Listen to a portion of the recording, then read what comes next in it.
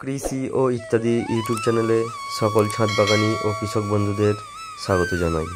বন্ধুরা, আজ আমি আপনাদের সঙ্গে আলোচনা করব যে উচ্ছে বা করলা গাছের পাতা হলুদ হয়ে যাওয়া বা ডাউনি মিল্ডের রোগ সম্পর্কে।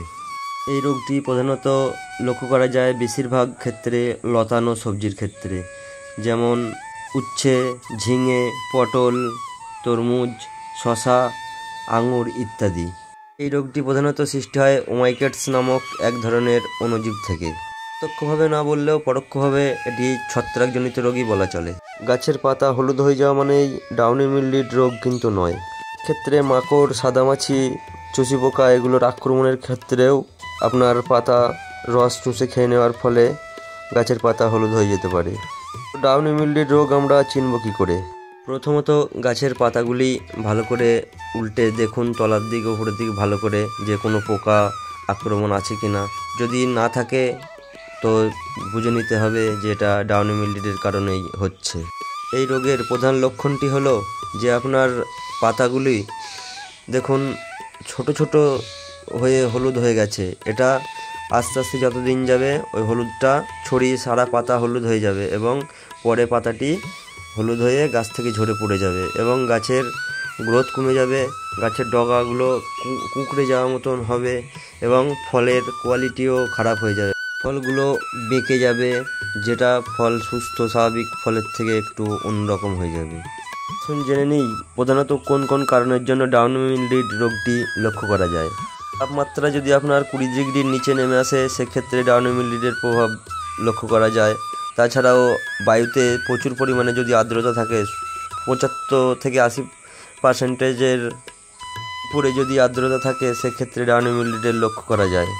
এছাড়াও পাতায় অনেক সময় ধরে শিশির পড়ে থাকা বা বৃষ্টির জলে ভিজে থাকার কারণে ডাউনি মিল্ডিড রোগটি লক্ষ্য করা যায়। প্রধানত আমাদের এই আবহাওয়াতে বর্ষাকালেই এই রোগটা বেশি লক্ষ্য করা যায়, যেখানে বায়ুর আর্দ্রতা প্রচুর থাকে, অর্থাৎ 75 থেকে 80% উপরে। এছাড়াও জমিতে জল নিষ্কাশন ব্যবস্থা যদি ভালো না থাকে বা জমিতে যদি অতিরিক্ত সময় ধরে জল জমে থাকে সেক্ষেত্রে ডাউনি মিল্ডিডের লক্ষ্য করা যায়। যেসব জমিতে ঠিকঠাক বাতাস বা হাওয়া বায়ু চলাচল করতে অসুবিধা হয়, যেমন ঠিকঠাক বায়ু চলাচল করতে পারে না, সেসব জমিতে ডাউনি মিল্ডিডের প্রভাব বেশি লক্ষ্য করা যায়।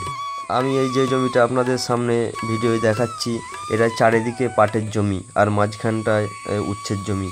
ওই কারণে এখানে বাতাস ঠিকমতো চলাচল করতে পারে না বা জল বেশিক্ষণ জমে থাকে, সেই কারণেই এই জমিটায় ডাউনি মিল্ডিড প্রচুর পরিমাণে প্রভাব ফেলেছে।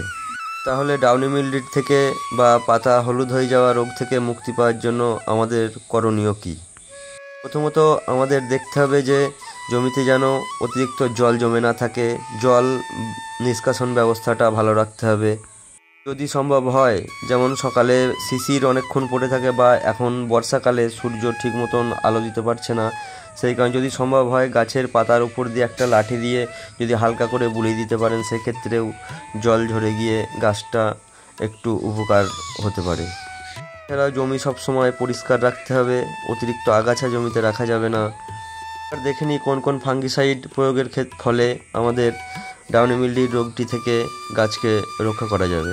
এক্ষেত্রে বলে রাখি, যদি আপনার গাছ একটু বেশি পরিমাণে আক্রান্ত হয় সেক্ষেত্রে একরকম ফাঙ্গিসাইড দিয়ে কিন্তু কাজ হবে না, সেখানে 2-3 রকমের ফাঙ্গিসাইড ঘুরিয়ে ফিরিয়ে ব্যবহার করতে হবে। প্রথমে আপনি মেটালক্সিল ও ম্যানকোজেব গোত্রের ছত্রাকনাশক যেমন আছে রেডোমিল গোল্ড ব্যবহার করতে পারেন। প্রতি 1 লিটার জলে 2 গ্রাম হারে মিশিয়ে সেটি স্প্রে করতে পারেন। তার 10-12 দিন পর কপার অক্সিক্লোরাইড ব্যবহার করতে পারেন একই মাত্রায় প্রতি লিটার জলে 2 গ্রাম হারে মিশিয়ে। কপার অক্সিক্লোরাইডের জন্য ক্রিস্টালের ব্লু কপার ব্যবহার করতে পারেন। 10-12 দিন পর অ্যাজোক্সিস্ট্রোবিন ও টেবুকোনাজলের মিশ্রণ ছত্রাকনাশক ব্যবহার করবেন, যে আপনি পেয়ে যাবেন আদামা কোম্পানির কাস্টোডিয়ায়। এই প্রত্যেকটা ফাঙ্গিসাইড ঘুরিয়ে ফিরিয়ে আপনি 2 বার করে ব্যবহার করুন, দেখুন আপনার গাছ আবার মূল জায়গায় ফিরে আসবে। এই উচ্ছের ক্ষেত্রে আজ আমি আপনাদের দেখালাম এই পরিস্থিতি।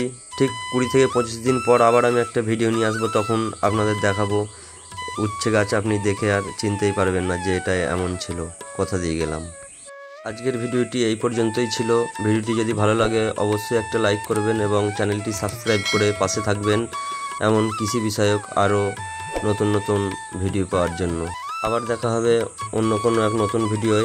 ততক্ষণ পর্যন্ত সকলে ভালো থাকবেন, সুস্থ থাকবেন। নমস্কার।